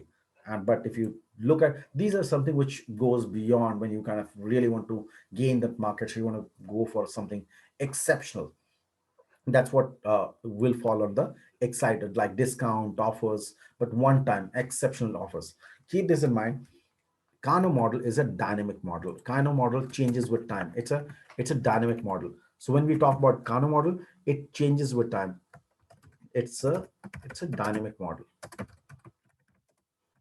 It changes with time. So every delighter will become competitive after some time, and competitive features will become basic after some time. For example, I was given the free upgrade. Next time, if I go to the same hotel, am I already expecting this free upgrade? Yes. It's no longer a surprise. Now, if you don't give it to me, then I will have a problem. Last time you gave me this free upgrade, why aren't you giving me now? So that was one-time surprise. Exciters are one-time surprise. I check into a different hotel. I'll tell them that hotel gives me a free upgrade. Why aren't you giving me? So exciter will become a competitive after what the customer is aware of it. Then they will start demanding it. It will become a feature which they desire because now they know it. Similarly, all competitive will become like a minimum requirement, like it happens with, like if you talk about 10 years back, when you talk about cell phone, there'll be two images in your mind: a touch screen phone or a keypad phone. Now when we talk about phone, we always mean a touch screen phone. Simple as that. The things have changed. It has become a minimum requirement. Having a WhatsApp or a Facebook or a camera in a phone, that's given. Bottom line, that's when you call it as a phone. Things have changed. It was an option that you are giving. You are you having a camera phone or a non-camera phone? You have a WhatsApp feature, Facebook feature in your phone or not? Nowadays, when you talk about phone, it's always mean these are the basic features. So things change with time. The Kano model helps you to understand what are the changing dynamics of the market. So whenever you're making Kano model, it'll help you understand and plot the customer complaints as of now. What is the current dynamic, current demand of the market? You'll be able to understand what are the ones which I must work on. Once I've come covered on this, if I customers are complaining about things which are not basic, I'm at least secured. Then I want to become a market leader. I'll pick up some problems where I would like to further become a market leader. But first, you need to cover your base here. Then become a market leader on certain features. Then go for capturing the market overall by offering exceptional offers. That's how it goes. Kano model will help you filter out a list of possible problems and break them down so that you ensure that you don't work on everything at one go. You kind of break them down and try to find out what is the minimum requirement first, and then go one by one to next level. Is this Kano model clear to everyone, or probably just have a question? Please do let me know. Anyone Clear, having? sir. Clear. How about others? Sir, it's clear, sir. It's clear, Perfect. Very sir. well Yes. explained. Perfect. Perfect. Sir, it's yes, sir. Now, It's very well explained. perfect. Thanks. Let's have a look at, this is where we will select the project. This is where, so I have taken up this as a screenshot. This is a screenshot from the ISO document. So even if you want this ISO 13053 document, I can down, like you can find it on Google also. This ISO, if you just search for ISO 13053 manual, it's there on the Google. So, but if you want, I can definitely share that. I've taken a screenshot of that from the document, and this is how it ISO tells you how a Lean Six Sigma project needs to be prioritized. So they've taken up an example, and you could have more. Say an organization has a problem of quality, so you need to improve quality. You need to reduce the average handling time. So both of these are the problems that you need to deal with, and there could be more. But say these are two different problems that we have figured out that we need to select. You can't work on all the projects. You can just need to select one. You can't solve world's hunger in one day, so you got to select one most critical project. This is also important, this is also important, but which one is more important, that we need to figure out. So, and you could have more in this list, but for now, again, as it was there in the screenshot, we just picked it up. uh, Customer important. These are 5 questions that needs to be answered. These 5 questions are fixed. You cannot change these questions. Otherwise, you can't call it as an ISO model. This is coming from a standard. So you can't change these questions. First, how would you select this? First, you need to answer this on the basis of customer important. How important is this problem to the customer? Quality. Is the customer nowadays, what if you're within the organization, is the customer making too much of hue and cry about quality or timeline challenges? If the customer is like both are important, but probably as a management will sit together, all the concerned people, process owners will sit together and understand, given the current scheme of things, is the customer more irritated about that we're not meeting the timelines, or they're more irritated about quality? So on a scale of 1 to 10, again, there could be difference of opinion, which is fine. But as a group, we need to settle down. And it's not a general open opinion for everyone. Only key process experts, relevant people will be involved in this discussion. So we will sit down and settle down. Obviously, somebody could say 7, somebody could say 8. Ultimately, as a group, we need to settle down at a number, come up with a consensus. So currently, we as a team say we believe this is very critical. The customer is very, very irritated nowadays about timeline challenges. So yes, this is going to be rated as 9, and this was rated as 7 unanimously as a collective team. That's my first question. Next is expected total project cost. Now, given if I want to do a project on quality, how much would be a tentative cost? And if I do a project on reducing the time concerns, how much will be a tentative cost? This I can definitely help my management to decide.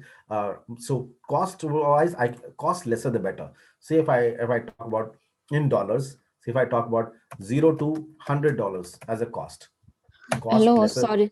Yeah, Sir, yeah, yeah. sorry to interrupt. Please, can you repeat about the prioritization Yeah. matrix again? Okay. Okay. So in terms of, you have got two different say problems here. We have to select the most critical problem. Here is where we are deciding the project. Which one would be picked up as a Six Sigma project? So you've got two different problems to deal with. Now, within this first question, we have to answer is this: which one is more critical as of now from customer standpoint, not from my standpoint, not from organization standpoint. Which one is more critical to the customer as of now? Which one is the customer is more complaining about? So given the current situation, probably the customer is more concerned and complaining, escalating things about timelines, that we are not meeting the timeline. We committed a time, we are not adhering to time. This is what is the bigger concern as of now for the customer. Customer has been complaining about quality, but not that much as it's been complaining about time. So as a team, we have to settle down and discuss about a rating, one being the low rating and 10 is the maximum, most critical one. So as a team, we all felt that no, this is a much bigger concern. We gave a rating of 9 unanimously. We had settled at a number. Similarly, we settled at a number of 7 on a rating of 7 on 10. So this was much bigger concern. As a team, we understood, and this was little lesser, not too less, but yeah, little lesser than that. Is it clear, Asima? Yes, sir. Okay, perfect. Thank you, sir. Now, my pleasure. Going back to the next one, which says expected total project cost. What will be the tentative total cost of the project? Now, this is where I can help my management take a decision easily. Now, I can create a table. I can say $0 to $100, say $100 to say $200, say $200 to say $500. Sort of, I can create some range, say $500 to say $750. I'll rather make say 0 to 100. Okay, rather in this in say let me like 0 to $250, 250 to $500, 500 to $750, 750 to $1,000, and so on and so forth. I can create a table, and cost lesser the better. So lesser the cost of the project, better it is. Cost is, it will always be preferred less. If the cost gets bigger, the rating gets lower. There's the cost of the project becomes more expensive, my rating will go down. So I can create a table and share it with the management. Let them decide how much will be the tentative cost of doing the project. Accordingly, they can pick up. Accordingly, they can pick up a rating. So, say if they come up with, and so will somebody says, well, the cost of this doing a project on quality will take roughly about say about $600. So this falls into this zone. I'll say they will say a rating of 8. So they gave a rating of 8. If somebody feels, well, it will tentatively cost about $800, so it falls into this zone. So they can pick up a rating from here. So I can create a small table which will help them understand which rating they should go with. So cost table I can create like this. Cost lesser the better. So lesser cost will be given a better rating. Similarly, moving on to the next, which says likelihood of success. Now, every organization wants to become a artificial intelligence kind of company, blue chip organization. But let's be realistic. Let's look at your resources, look at your knowledge, look at the culture of the organization, how people are receptive to change or not. Have you done similar projects in the past? So, given the current scheme of things, be honest to yourself and see, do you see, if you do a project on time, will you be more successful given the resources, time, money, culture, everything, or you do a project on quality? Which one you'd see more chances of being successful?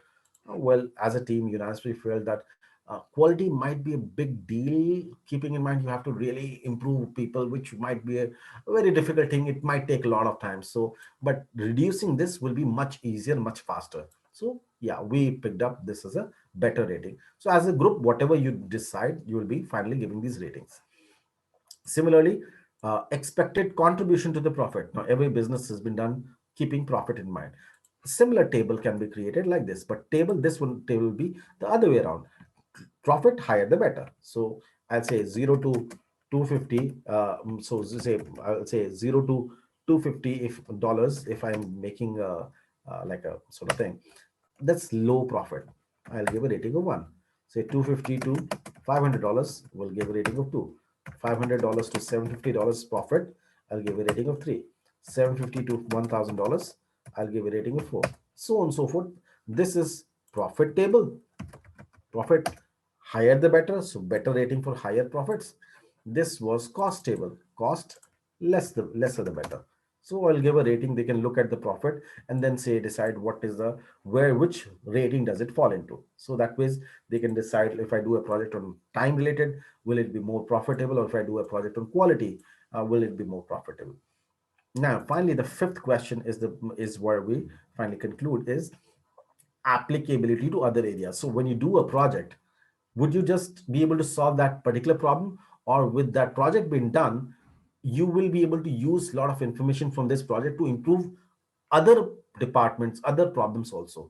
If you can, then it's very good project, because you will be able to maximize the returns from the same information. But if you are only able to solve one problem, if it's a very very technical process, it will only be able to apply there, you will not be able to use it in other departments, then it's not that good project. And a project which can be replicated easily in multiple departments, multiple locations, is a good project. You will not be investing same amount of time, because you will be able to copy paste a lot of information. That is a good project. You will be saving a lot of time and money. So a project which is easily replicable is going to be good. Like say, if I have a project which is done in IT, which is hardcore IT, that may not be easily replicated. But if I'm doing a project in say operations, basic some operation stuff, can I use same lot of information from this to improve HR? Yes, I can do it in administration. I can copy paste this information, which will be easily copy pasted, because this is not technical, which makes it very very specific to a particular problem. So a project which is easily copied in other areas can be a good project. Now once you give these ratings, then comes the column number F, and says the column number F is the product of A to E. So whatever rating you have given from A to E, you multiply all the ratings. So 7 multiplied by 8 multiplied by 6 multiplied by 7 multiplied by 7 will give you this rating. It gives you the project priority number. So we get the maximum priority here. Having said that, we're not saying that we will not do a project on quality. We will do it. But first project is this, second project is this. So once we're done with this project, second project will become a quality. So we're not saying other is not important. It is, but it's less prioritized in this case. So we select the project in this case and using this. Is this clear how we go about selecting the project in this model? Yes, sir. Yes, sir. Okay, perfect. Uh, so you have this. Okay. So here you select the project. So project selection is done at this stage. So once your project VOC is selected, you know which problem I'll be working on. Next is something we call as VOC to CTQ, which is generally the tool or technique we call is CTQ drill down tree. Drill down tree. Very fancy name, but very, very simple stuff. But what is this CTQ? CTQ stands for critical to quality, which is nothing other than KPIs, key performance indicator. Like every, I say, very simple example to understand this. What is CTQ? You have decided the VOC, project VOC is decided. What is, you have to take out CTQ from that VOC. What is this CTQ? Like say you appear for exam and I come back and tell you that you did great in your exam. You'll be happy about that. Yeah, I did great in my exam. Next time again, you appear for another exam and I come back and tell you you did great in your exam. Now there is a problem. There is a confusion. Whether I was better last time or I'm better this time. But if I would have told you last time you scored 90%, now you scored 95%, there's no confusion. Why? Because I'm able to put a number. A number will help me understand whether you've improved or you have degraded. CTQ is nothing other than measuring the VOC. If you cannot measure your VOC, you cannot improve it. So you must have a number method of checking VOC. How would you calculate? How will you check whether your problem is improving or not? Unless until you have a number, you cannot do it. For example, I have to be profitable. Now, profitability is what I have to improve. That's my VOC. For example, I need to be more profitable. How will I check my profitability? What will be my CTQ? That's my VOC. What will be my CTQ? I can look at cost reduction in dollar, rupee, pound, whatever you say. But that's my CTQ. How I will measure the profitability? I will measure by cost reduction. So that's the method through which I will check whether I'm being more profitable or not. If I do my cost reduction, increase in revenue, and so on and so forth. In dollars, rupee, pound, whatever you dinar, dirham, or whatever you could talk about, any currency. Profitability, reduction in scrap. Sir, please can I know the full form for VOC? VOC is voice of customer. Voice of customer. Okay. Sorry, sir. Yes, That's right. right. I just got missed. Yeah. So bottom line, we are trying to understand like how whatever problem we have finally figured out, how are you going to measure this? Like for example, I have to be more productive. Now productivity is increase the productivity. How will you improve productivity? How will you measure that your productivity is getting better? Well, I'll say increase in daily production, and I increase in daily production. How are you measuring it? In kilograms? Say you're manufacturing something, okay, or probably reduction in defects. If you reduce the defects, defects in terms of count, the count of defects will improve your productivity. So ultimately you need to have a method of measuring that this is improving. How will you say that you are improving? That number based method. These are number based methods. If you can't measure it, you will not be able to improve. So every VOC needs to be translated. Okay, well, I need to improve my quality. How will you measure your quality? Well, I measure my quality in quality percentage, or reduction in defect percentage, or I can say reduction in defect count.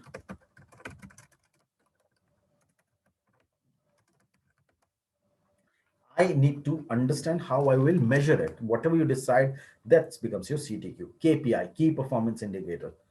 I hope that's clear, everyone. Yes, sir. Yes, sir. Okay, perfect. Now moving on to the next thing, which is what I would like to kind of show it to you. When you do a real project, like that's how a project would look like. So I'll be sharing this file with you. You'll be able to have a look at. This is how a real project looks like. First thing first, a problem statement. Somebody might have given you some problem, the VOC part of it. Voice of customers. So customers give you some problem, which you further use affinity diagram, classify them, regroup them. A Kano model can get you those classifications where you put what is more important, what is less important.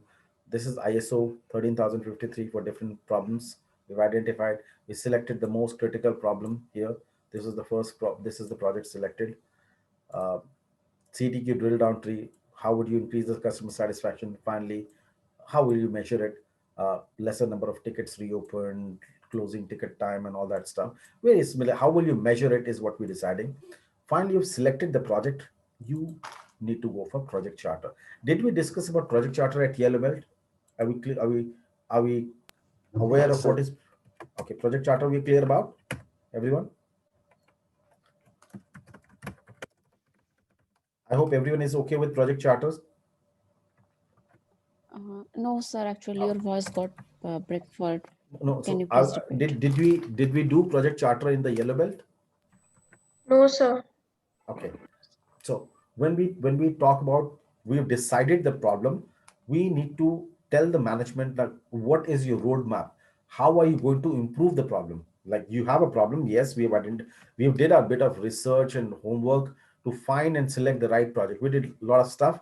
Practically, this stage I have understood what is your big problem, which I will solve using Six Sigma. But I need to now tell my management what is your plan, how will you solve it. You must inform the management what is your proposal, how are you going to solve it. That is going to be explained by project charter. So project charter is the first official document which will be shared with the management.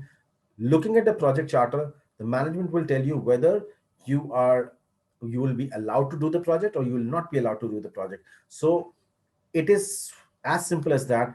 If you know how to write a not a good project charter, an excellent project charter, then you will get the project.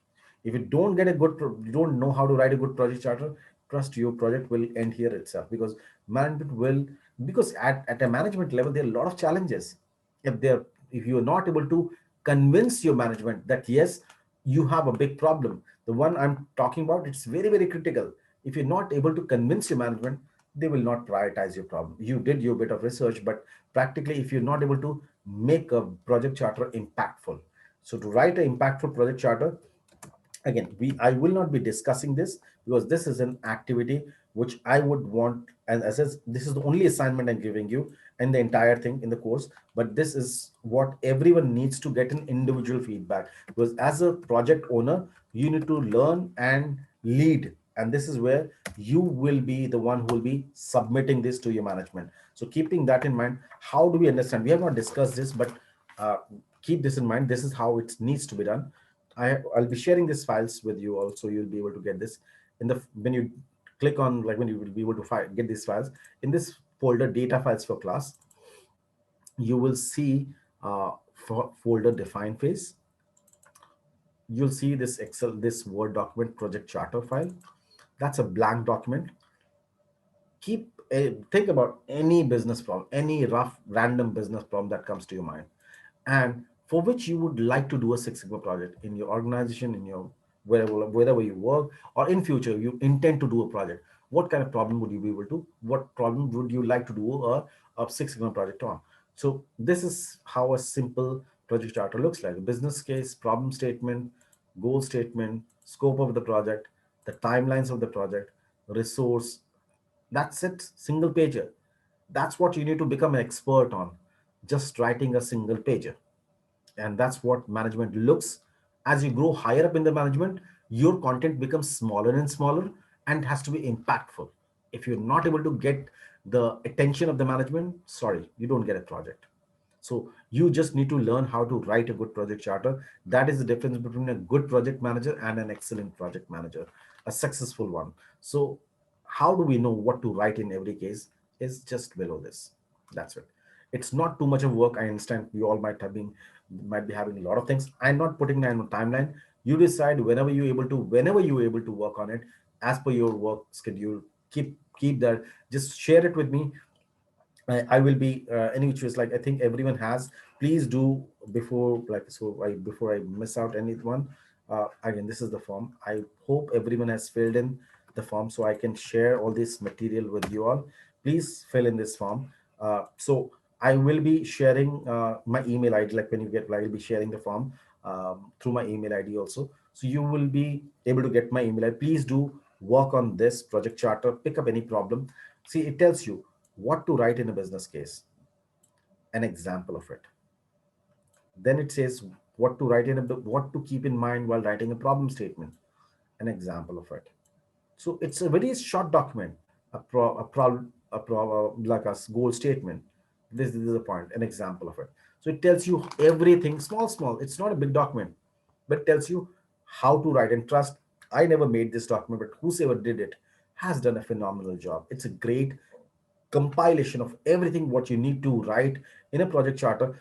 If you cover all these points in a project charter, you will never go wrong. I'm that confident because it covers all aspects where your management can come back and ask you a counter question. So if you know all this stuff and you covered all this stuff, you will learn about writing an excellent project charter. What is an excellent project charter? Which does not give a management any other loop to counter question you. If you get into a loop of answering your management, then it goes on and on. You keep answering and they keep asking you questions again and again. That's what we want to avoid. You covered everything. So just a humble request, think about any problem, quality, profit, cost, anything for which you want to do a project. Read through this document. It's not too big. That's it. So every section has been explained, what an example of it also. So you know what to write in every section. Think about a hypothetical problem and write down the project charter. Share it with me. I'm sure you all will do a great job. But having said that, if at all there is any scope of improvement, I would definitely want to give that individual feedback, share it with you, which so that you get to understand where we could have improvised more. So I hope that's a doable job. It's not a big deal. Like it's a small, if I were to kind of put it together, good 30 minutes at the max 1 hour to study this and still write it down, max an hour. But yeah, I'm not putting a timeline, but whenever you're able to do it, please do it because this is a standalone activity. It's a separate activity, and that's why it won't hamper for us to correct what we're studying going forward. So it's an assignment. Everyone must learn how to do this. So I hope that's doable, everyone. Yes, sir, definitely. Yes, sir. Yes, sure. Perfect. Okay. Uh, Given the time we have, so again, going forward, like, it's just want to be sure, like, is everyone okay with this timeline, like 6:30, 8:30, or like is that like because 6:30, 8:30 is what I get to know, or is there a provision we can have like sort of like extended also? Is it a possibility? Sir, actually, you can extend half an hour. But Okay. I think some of them night project. That's why. Okay, so let's stick to what we have here. So given the time we have, like, so we have classes till 24th, right? 20 till 24th, we have uh, So, these classes. Okay, perfect. Now, given the time we have, I think we'll be able to cover up one more thing here. Well, like these two things we'll be able to cover up, and project management tools is something which we'll be able to cover up tomorrow. Let's have a quick look at the project charts. So this is another sample file that will be going out to you so that you know how project charter is written. The sample file I'll be sharing. And so coming to the next thing, which is so this is project charter. Coming to the next thing, which says understanding the process. We make a SIPOC diagram. This is a flow chart, a high level process map. It's a flow chart sort of thing, high level. And how do we write a SIPOC is what we need to understand. What is a SIPOC? Let's first have a look at it, and then we will be able to understand a very simple layman language. We will be able to understand it first. Going back to this one so that we understand it simply first. The concept needs to be understood first. Okay, this is about a simple pizza making process. If we understand this, we will understand SIPOC. That's how it is. Not a big deal. So SIPOC, S stands for supplier, I for input, P for process, O for output, and C for customer. So this acronym has some bit of like it represents a different word. Now, it's a simple process map which talks about how your process starts and how it reaches the end customer. Now, whenever we're writing a SIPOC, the first thumb rule is we write down the process first, where your process starts and where your process ends, wherever the problem is happening. So in this case, we are making a SIPOC chart for pizza making process. It is a high level process map, so it cannot be detailed. It's a very, very high level. So we will talk about major steps in maximum 5 to 6 steps. Your process, whenever you're writing SIPOC, always start with process. Write down your process in maximum 5 to 6 steps. You should not exceed more than that because it's not a detailed one. So say for example, we talk about pizza making. Prepare the dough, add the sauce, add the cheese and toppings, bake in the oven, remove and serve. Simple as that. That's my pizza making process. But aren't there more elements to it? Yes. We have not got into details, the quantity, the time, and all that. No, it is not a detailed one. It's a very, very high level map. 5, 6 major steps. What happens and where, how does pizza baking starts? How does it end? So whatever process where you have a problem, you start and end with a high level process map. When this process happens, what is the outcome, output? There's a pizza. Who do you create it for? Who's your customer?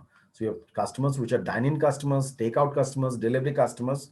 So there's a process which generates an output which is consumed by the customer. Now we go, now retrace back. When the customer starts complaining about your output, that this pizza is bad, not taste, doesn't taste good, it's a stale pizza, or I got late, whatever may be the problem, that means your output is being questioned. They're not happy with your output. There's a problem. The problem has to be with the process, because this is what created the output. So my problem is with the process. And how did my process start? It started because of some inputs, because these inputs got together and started the process. So these inputs link back to, so whatever we needed dough, we needed olives, cheese, toppings, whatever, oven, the person himself, everything which was required to start the process is also being questioned.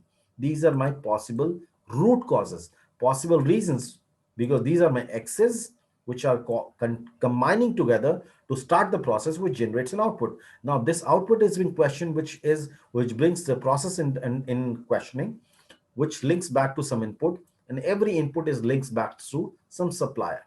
So supplier supplies the input, which combine together to start the process, which generates the output, which is consumed by the customers. And the customers are complaining about the output. It links back to the process, which links back to the input. And finally, we trace where is the real culprit, where is the problem originating from. Simple high level process map.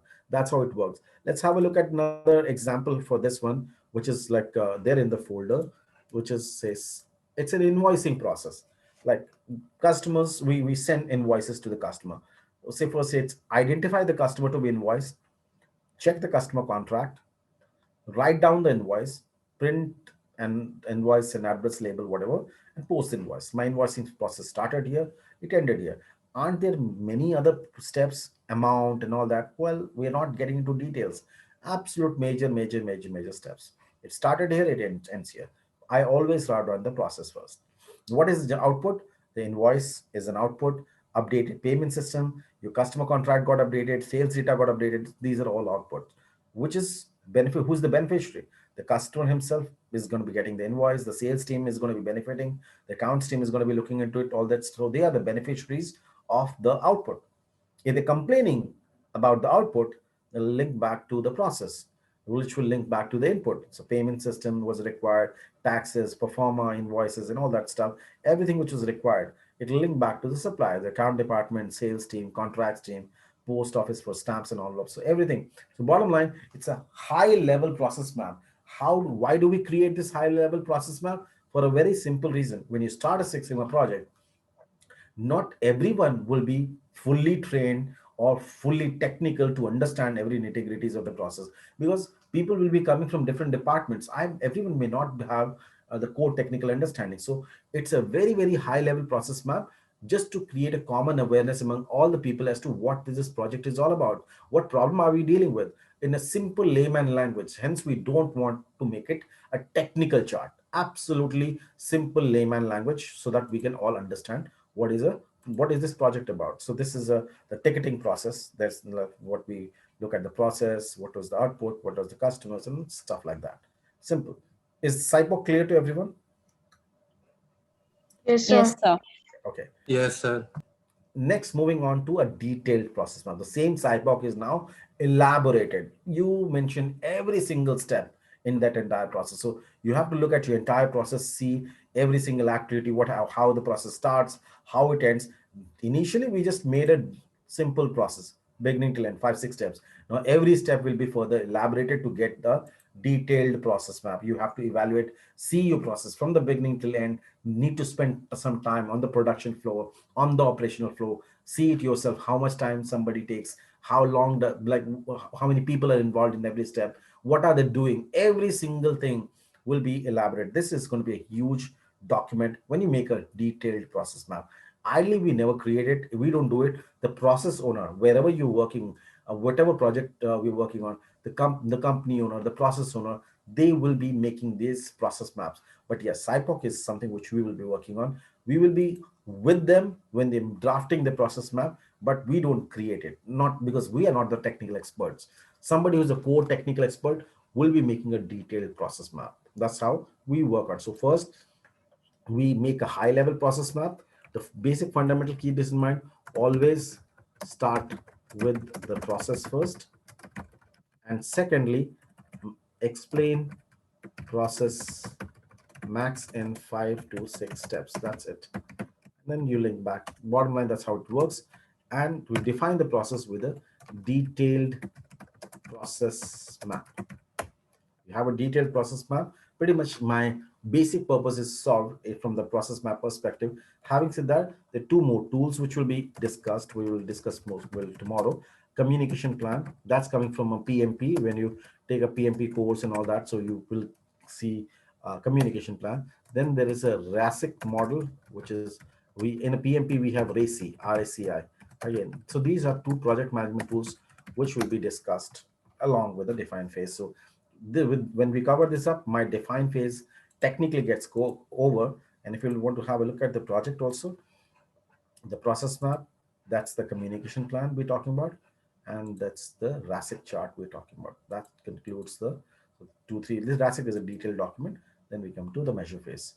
So I hope like whatever we covered, if you have any questions, barring like what we will have to cover up tomorrow, we'll discuss that. But yes, first thing first, I hope everyone has filled in this form. It's a simple form, so I get to know everyone's Yes, sir. email.